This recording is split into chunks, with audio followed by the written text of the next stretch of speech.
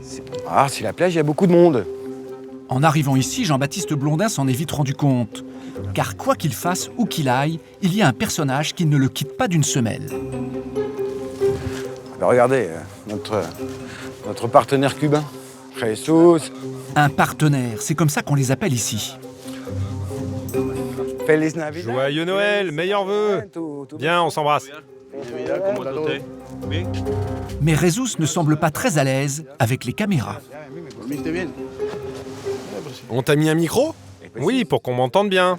Tu veux dire quelque chose? Je Je te le donne si tu veux. Non. Pourquoi non? Non, merci. L'homme semble un peu nous fuir. C'est qui qu'on vient de voir là du coup Pardon? C'est qui qu'on vient de voir, Jean-Baptiste? Jesus Morphy, le directeur adjoint cubain. Un directeur adjoint? En réalité, c'est plutôt Jean-Baptiste qui doit lui rendre des comptes. Lui, il faut qu'il soit content de votre service, c'est ça? Et il faut qu'il soit, oui, il faut qu'il soit content. Il faut qu'il soit très content même. Car pour l'hôtel, ce directeur adjoint, c'est l'œil de Moscou. Il représente le vrai propriétaire des lieux, une mystérieuse entreprise, Gaviota. Hôtel, plage, rien n'échappe à Gaviota et à son patron. Ce n'est pas un homme d'affaires, mais un général, Luis Pérez Rospide, ici à droite, un très proche du président Castro. Il dirige Gaviota, dont voici le siège en plein cœur de la Havane. Une agence d'État qui règne sur la majorité des hôtels de l'île. Il faut dire qu'à Cuba, ce sont les militaires qui contrôlent toute l'économie. Et ils s'en sont arrogés l'un des plus beaux filons, le tourisme. Résultat, les grands hôtels comme celui de Jean-Baptiste n'appartiennent pas aux groupes internationaux, mais à l'État qui en délègue simplement la gestion. Gaviota est propriétaire, vous êtes le gestionnaire, c'est ça? Voilà, nous on fait la gestion et la commercialisation de l'hôtel. Les hôtels sont fournis clé en main, charge aux gestionnaires d'en tirer le meilleur parti, car ils sont payés à la commission. Ça peut être entre 3 et 15% selon le degré de succès. 3 à 15% de commission, et le reste va dans les poches de Gaviota. Alors forcément, l'État s'intéresse de très près à tout ce qui se passe dans les hôtels. Et voilà pourquoi Gaviota y a ses représentants. Ici, c'est donc Jesus. Il est présent en permanence, mais ne souhaite pas trop que cela se sache. Je vais traduire. Leur question est la suivante. Ils veulent savoir pourquoi c'est si important pour Cuba de faire appel à des étrangers pour faire fonctionner l'établissement et apprendre aux Cubains le management d'un hôtel. Non. Après la... Après.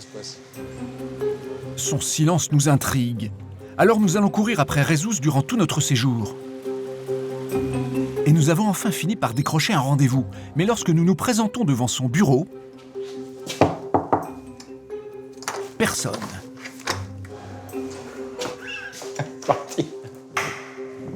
Sous le portrait de Che Guevara, un fauteuil vide, et Jean-Baptiste n'a pas du tout l'air surpris.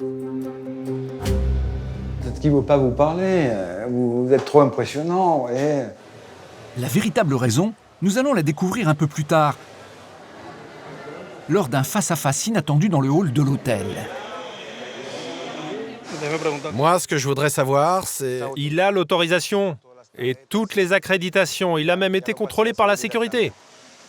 Non. Si, vous avez votre accréditation. Alors que la caméra tourne encore, nous avons enfin droit à une explication. Nous sommes la partie civile des forces armées cubaines, hein. Nous ne sommes pas des militaires. Même si c'est vrai, on ne parle pas des militaires. D'accord. Ici, l'armée décide de tout, mais discrètement. Depuis son arrivée, Jean-Baptiste est sous surveillance. Son bureau est d'ailleurs situé juste en face de celui de Jesus. Et pour lui, diriger un 4 étoiles sans avoir vraiment les pleins pouvoirs, c'est un sacré casse-tête. Exemple avec le linge sale de l'hôtel.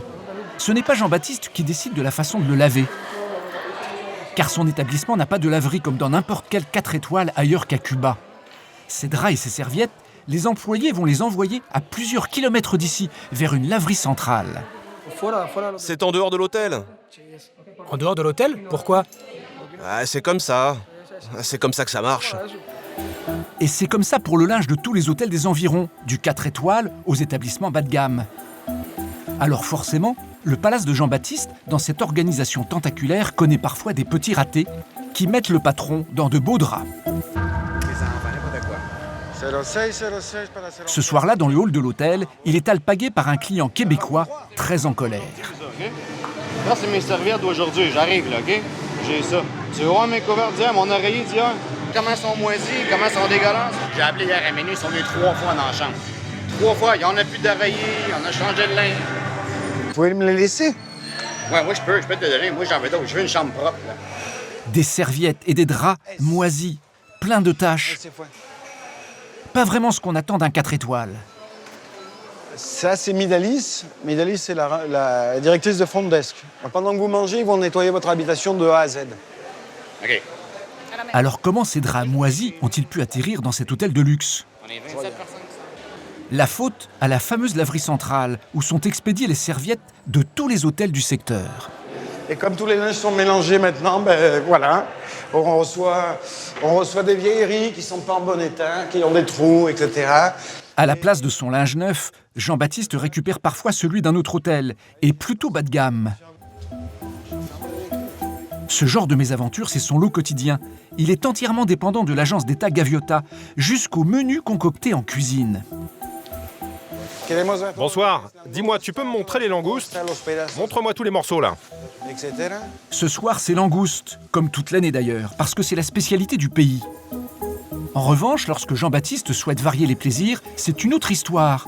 C'est à nouveau l'État cubain qui décide du menu. On reçoit un peu de tout des fois, on reçoit des choses qu'on n'a pas commandées et on reçoit des choses qu'on commande. D'accord. C'est le talent du chef de faire... Et c'est le chef qui doit faire avec ce qu'on lui donne et des fois faire certains miracles, des jolis miracles et des miracles qui marchent moins. Mais pour ce directeur d'hôtel, il y a bien pire que la cuisine ou le linge.